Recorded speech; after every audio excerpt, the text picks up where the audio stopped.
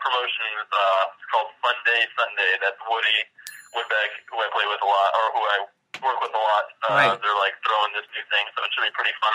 Nice. And you had a late night last night. Yeah, exactly. I think you emailed me at 7 a.m. What's that? I think you emailed me at 7 a.m. Exactly, 7 a.m. Yeah, which is actually not that late for me. That was me trying to get to bed early. Wow. Oh my Had I not emailed you, I would have been at bed. I would have been to bed by like 6. But So I'm curious. So when you get home, how do you fall asleep? You've been up all night. Yeah, it takes me like usually, a little while to wind down. Also, even when I don't work, I'm just used to it, so I always find myself more productive at night. I mean, going to bed at like 7 a.m. is not at all, Odd, right? crazy. Uncommon. So, DJ Morningstar, I want to ask you, how did you first get introduced into the industry? Well, originally, I basically, I was working, a bunch of like kind of crappy jobs that I didn't like, and my dad, who used to own actually Rage back in the day, and sold it when I was really young.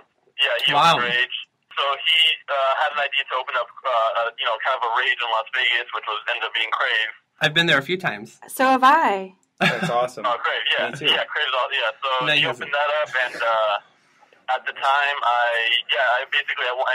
it kind of coincided with me just being really miserable with whatever I was doing, which was just, I was like a busboy or a waiter or something, and I was getting fired from jobs here and there, and I decided to want to get into music, and fortunately picked up like this cheap DJ set from Guitar Center, and That's so funny. And basically used that as a stepping stool, which was difficult on its own because obviously being an owner's son, everybody was automatically, like people who worked at the club were automatically like against the idea. No nepotism there. You were Tori Spelling. Tori Spelling.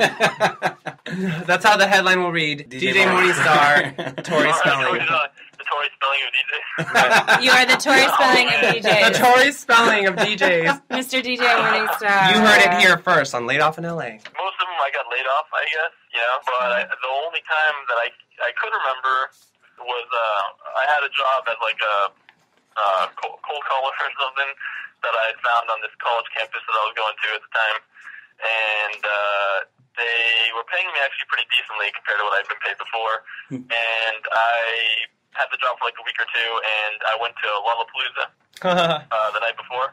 Yeah, and we had backstage pass or something really cool. So we went there, and it was awesome. And then obviously we got home, I don't know who knows when. I went to sleep probably at like 4 or 5, and woke up and like the day, work was already over. So the next time I went in there was that was the last day. That was your last day. Absolutely. Right. Well, you have actually opened for Kylie Minogue. Yeah. Right. What was that like? That was awesome. I mean, that was like one of my favorite experiences ever. It was just to like stand on the Celine Dion stage, the Coliseum, where I've seen Caesar's Elton John Palace play, was just like my favorite part of it was even playing it almost. It was just like walking backstage and just the experience of just being there. I had to really kind of take it in, just like kind of savor the moment. And the set was awesome, and a lot of people actually came there to see me and Kylie's, which is why they kind of hired, a local DJ out there. They really wanted to pull in more of a local crowd. And they were really happy, like Kylie's people, which was really cool. And I brought a couple friends there who helped me out, kind of as my crew for the day, basically. Your crew. So, all your fans, I'm sure, are dying to know, are you currently dating anybody? Is there someone special in your life? I am currently dating somebody. Oh, wow. He's taken. Oh, no.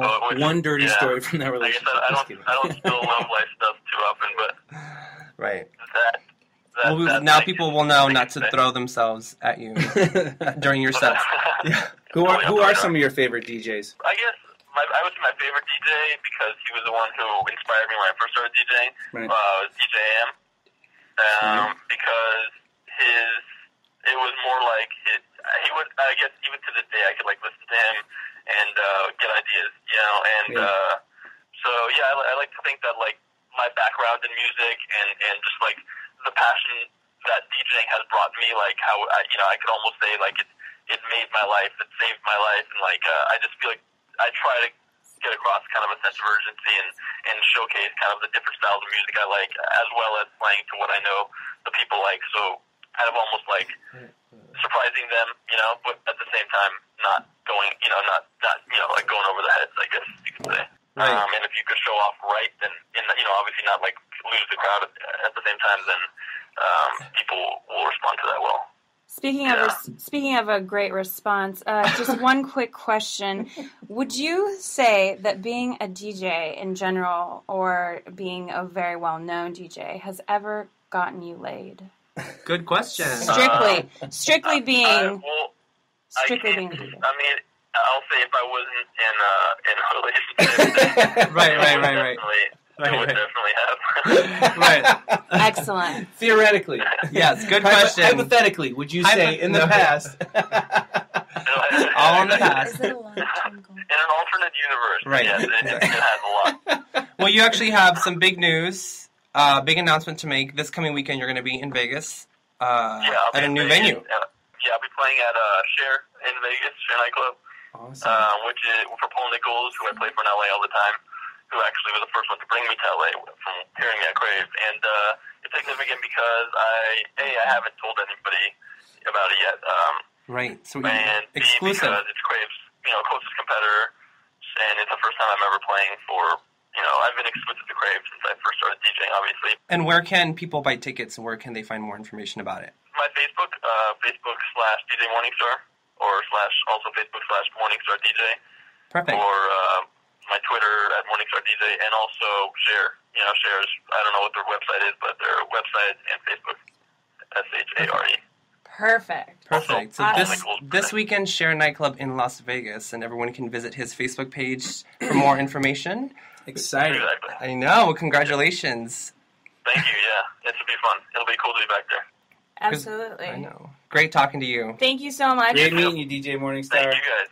All right, bye. I appreciate it. All right. Bye. I'll talk to you later. Bye. Bye. So, I wish I would have really loved to go out to Vegas this weekend. Yeah, we should go. Yeah. What do we I'll have take planned? my Let's jet. do it. Road tripping. Road trip. And we can actually broadcast live from the car. We can get roadies.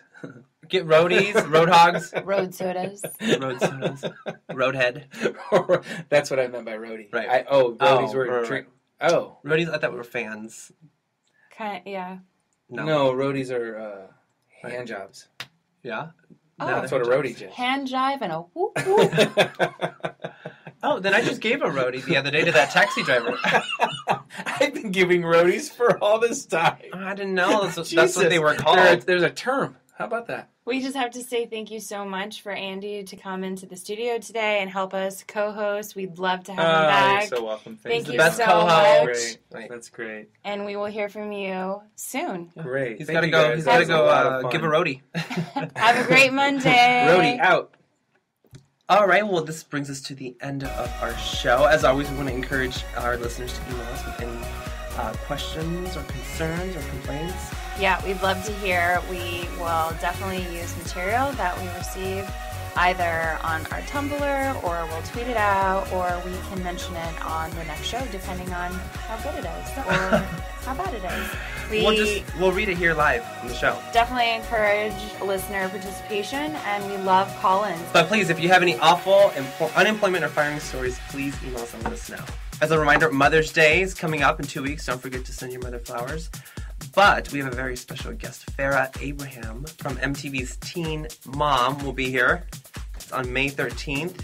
So stay tuned. We're very excited. Thank you for tuning in. Thank you for tuning in, and we will be back next Monday, 9 a.m. Right, your favorite. Don't get laid off. I keep getting laid. In LA. Bye. Bye.